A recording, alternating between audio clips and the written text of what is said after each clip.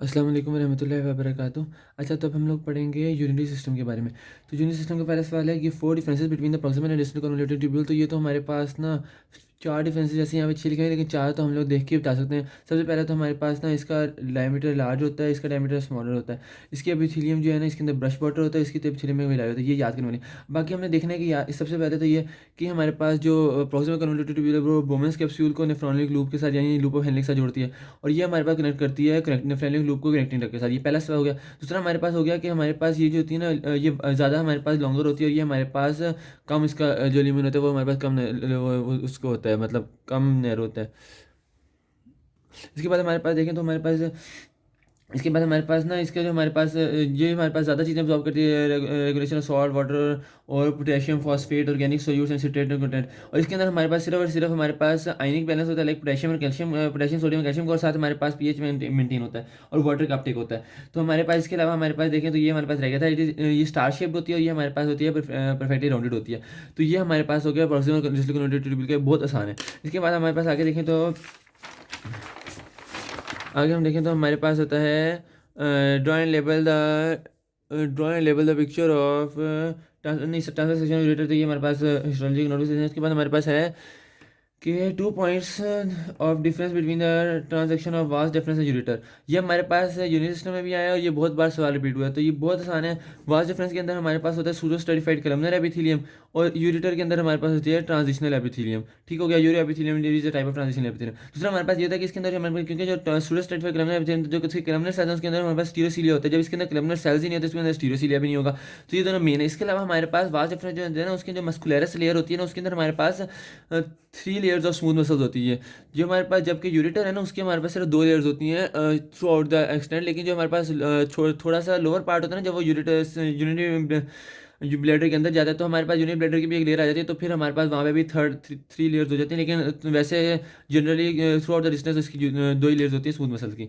अच्छा, उसके बाद हमारे पास जो अगला सवाल है वो ये कि in a tabulated manner give the epithelial lining और various parts of inner tubules. तो इसमें हमने याद रखना है कि सारे के सारे जितने भी हमारे पास कंटेंट्स हैं ना, चाहे प्रॉक्सिमल कन्वोल्यूटेड ट्यूब्यूल, लूपोमेलिस डिस्टेंट कन्वोल्यूटेड ट्यूब्यूल, सबके अंदर हमारे पास सिंपल क्यूबॉइडल एपिथेलियम होता है। जिसमें हमने स्टमक में पढ़ा था कि उसमें सब में सिंपल कलमनर एपिथेलियम, यहाँ पे सब में सिंपल क्यूबॉइडल एपिथेलियम है। सिर्फ एक चीज़ का फर्क है कि जो हमारे पास ना जो हमारे पास जो थिन सेगमेंट होते हैं ना, डिसेंडिंग मतलब डिसेंडिंग लूप के थिक सेगमेंट भी होता है, थिन सेगमेंट भी होता है। तो जितने भी थिन सेगमेंट है ना उनके अंदर हमारे पास होती है सिंपल स्क्वेमस एपिथेलियम, बाकी समय सिंपल क्यूबॉइडल एपिथेलियम।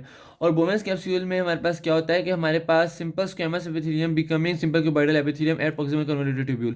इसकी वजह ये क्योंकि हमारे पास बोमेंस कैप्सूल में क्योंकि हमारे पास उसके अंदर फेनेस्ट्रेशन होती है और उसने हमारे पास ताकि वाटर और सारा का सारा जो हमारे पास कंटेंट्स है वो सारा का सारा बाहर निकल सके फिल्ट्रेशन के जरिए। तो हमारे पास इस वजह से सिंपल स्क्वेमस होती है, बाकी सारी जगह सिंपल क्यूबॉइडल होती है, और सिर्फ thin segment of descending and ascending limbs में हमारे पास स्क्वेमस होती है। अच्छा, इसके बाद हम आगे देखें तो हमारे पास जो अगला पांचवा सवाल है वो है in list the components of juxtaglomeralar operators mentioning the histological feature of each give the significance of each operator। ये बहुत इंपॉर्टेंट सवाल है। अब इसमें हमारे पास क्या है कि 3 हमारे पास कंपोनेंट्स होते हैं। तो सबसे पहले कंपोनेंट कौन से होते हैं, क्योंकि juxtaglomeralar operators है तो इससे याद है पहला कंपोनेंट juxtaglomeralar सेल्स, फिर मैकुलर लेंसा और फिर extraglomeralar mesangial cells. juxtaglomeralar cells, extraglomeralar mesangial cells और मैकुलर लेंसा। ठीक हो गया। अब इन्होंने सवाल में पूछा हुआ है हिस्टोलॉजिकल फीचर्स बताने हैं। हमने नहीं बताना कि यार ये क्या है, मतलब हिस्टोलॉजी के अलावा हमने इसमें से कुछ भी नहीं बताना, ना मैकुलर लेंसा का, ना जेजी सेल्स का, और ना एक्स्ट्राग्लोमेरुलर मेसेंजर सेल्स का। तो इसमें हिस्टोलॉजी में सबसे पहले मैकुलर लेंसा का ये है कि हमारे पास टॉल कलमनर सेल्स होते हैं। ठीक हो गया, इनकी जो शेप है वो टॉल कलमनर होती है। और हमारे पास ना दूसरी यहाँ पे है क्योंकि मैकुलर लेंसा हमारे पास उसके साथ रिलेटेड होते हैं ना, किडनी और नेफ्रॉनिक सिस्टम के साथ रिलेटेड होते हैं ज़्यादा से ज़्यादा। तो ये हमारे पास इस वजह से यहाँ पे लिखा हुआ है not and not cuboidal, because बाकी सारे हमारे पास जो नेफ्रॉनिक सिस्टम है उसमें क्यूबाइडल सेल्स होते हैं, लेकिन इनके अंदर सिर्फ 12 किलोमीटर सेल्स है। उसके बाद हमारे पास का जो गोल्जी ऑपरेटर्स है ना वो हमारे पास होता है सब न्यूक्लियर पोजिशन के अंदर। और हमने पढ़ा था जो हमारे पास एंटेरोसाइट्स होते हैं ना, हमने पिछली वीडियो में पढ़ा था, उसके अंदर जो हमारे पास गोल्जी ऑपरेटर्स है वो हमारे पास होता है वो जो सुपर इनर पोजीशन के अंदर होता है, और ये हमारे पास सब न्यूक्लियर पोजीशन के अंदर है। ठीक हो गया। उसके अलावा हमारे पास है कि जो हमारे पास इसके जो होते हैं ना इसके हमारे पास जो तीसरा पॉइंट है वो ये है कि क्योंकि हमारे पास एक दिया क्लोजली पैक्ड न्यूक्लियर इनके होते हैं जो हमारे पास होते हैं ना, इसको मैं अगर यहाँ से ड्रॉ करके बताऊँ तो हमारे पास अगर ये हमारे पास मैकुलर डेंसा के तो ये थिन होते हैं, बहुत पतले पतले, इनके ना बेजल पोर्शन निकले होते हैं, और ये न्यूक्लियर डार्कली स्टेन्ड होते हैं। तो ये क्योंकि हमारे पास ये बहुत करीब करीब होते हैं और इनकी बाउंड्री भी बहुत मतलब पतली होती है, थिन होते हैं सेल्स ये, तो हमारे पास ना ये एक डार्क स्पॉट लाइक स्ट्रक्चर बना देते हैं, और मैकुलर डेंसा का मतलब ही डार्क स्पॉट है, ठीक हो गया। इसके अलावा हमारे पास जेजी सेल्स है। जेजी सेल्स हमारे पास क्या काम करते हैं कि ये हमारे पास लार्ज सेल्स होते हैं, जिनका हमारे पास न्यूक्लियर जो होता है वो स्फेरिकल होता है। फिर इसके बाद ये कि साइटोप्लाज्म है ना, इनके अंदर हमारे पास स्मॉल ग्रेन्यूल्स होते हैं बहुत ज़्यादा अमाउंट में, और इन ये ग्रेन्यूल्स जो है ना एच एंड ई स्टेन से हमारे पास स्टेनिंग नहीं इनकी होती। उसके अलावा जो इसका मेन हिस्टोलॉजिकल फंक्शन है ना वो ये है कि जेजी सेल्स जो है ना ये हमारे पास एंडोथीलियम के साथ लाइन करते हैं, और ये हमारे पास इस वजह से इसके साथ लाइन करते हैं बिकॉज इंटरनल लेमिना होता है ना, इंटरनल इलास्टिक लेमिना होता है, वो हमारे पास एब्सेंट होता है एफरेट आर्टरियोल्स के अंदर। तो इस वजह से जो एफरेट आर्टरियोल्स की एंडोथीलियम है इसके साथ ही हमारे पास जेजी सेल्स जो है वो इंटरेक्ट कर रहे होते हैं। आगे हमारे पास आगे हमारे पास एक्स्ट्राग्लोमेरुलर मेसेंजर सेल्स। एक्स्ट्राग्लोमेरुलर मेसेंजर सेल्स जो है ना, इनका ये हमारे पास फंक्शन होता है कि ये इनका दूसरा नाम होता है लेसिस सेल्स। तो ये हमारे पास ना फॉर्म क्लस्टर, ये हमारे पास क्या करते हैं कि ये हमारे पास ना इनका जो मेन फंक्शन है ना कि हमारे पास कुशन बनाते हैं, बाय क्लस्टर ऑफ सेल्स का ना कुशन बनाते हैं हमारे पास between afferent and efferent arterioles. और ये हमारे पास ये हमारे पास अगर देखें तो ये हमारे पास एफरेंट आर्टरियोल्स आ रहा है वुमेन कैप्सूल के इफरेंट आर्टरियोल्स, तो यहाँ पे हमारे पास ना एक क्लस्टर बनाते हैं एक्स्ट्राग्लोमेरुलर मेसेंजर सेल्स। उनका स्ट्रक्चर है वो इंटरग्लोमेरुलर मेसेंजर सेल्स का रिजेंबल करता है। अब इनका फंक्शन क्या होता है? इनका फंक्शन होता है हमारे पास रेगुलेशन ऑफ ब्लड प्रेशर, और ये कैसे करते हैं हमारे पास रेनिन एंजियोटेंसिन एल्डोस्टेरोन सिस्टम के जरिए से। तो ये हमारे पास क्या कहता है कि जो एंजियोटेंसिन 2 है ना हमारे पास, ये रेनिन एंजियोटेंसिन एल्डोस्टेरोन सिस्टम ने एंजियोटेंसिन अल्टीमेटली 2 बनाना होता है। एंजियोटेंसिन 2 जो है ना हमारे पास क्या करते हैं, सबसे पहले तो काम करता है कि हमारे पास एड्रेनल कॉर्टेक्स से हमारे पास एल्डोस्टेरोन रिलीज करवाता है, जो कि हमारे पास आगे जाके वो इनकी वो इंक्रीज करवाता है एल्डोस्टेरोन, जो हमारे पास सोडियम की एब्जॉर्प्शन इंक्रीज होता है एक्स्ट्राकोरोनरी ट्यूब्यूल्स, जिसमें हमारे पास ब्लड वॉल्यूम वाटर इंक्रीज होता है, तो ब्लड वॉल्यूम इंक्रीज होता है और अल्टीमेटली ब्लड प्रेशर इंक्रीज होता है। और एंजियोटेंसिन 2 खुद भी हमारे पास एक वेजो कंस्ट्रिक्टर है, जब वो कंस्ट्रिक्टर करवाते हैं कंस्ट्रक्शन करवाता है आर्टरियोल्स की, तो हमारे पास इससे भी ब्लड प्रेशर इंक्रीज होता है। तो ये हमारे पास इनका फंक्शन भी हो गया।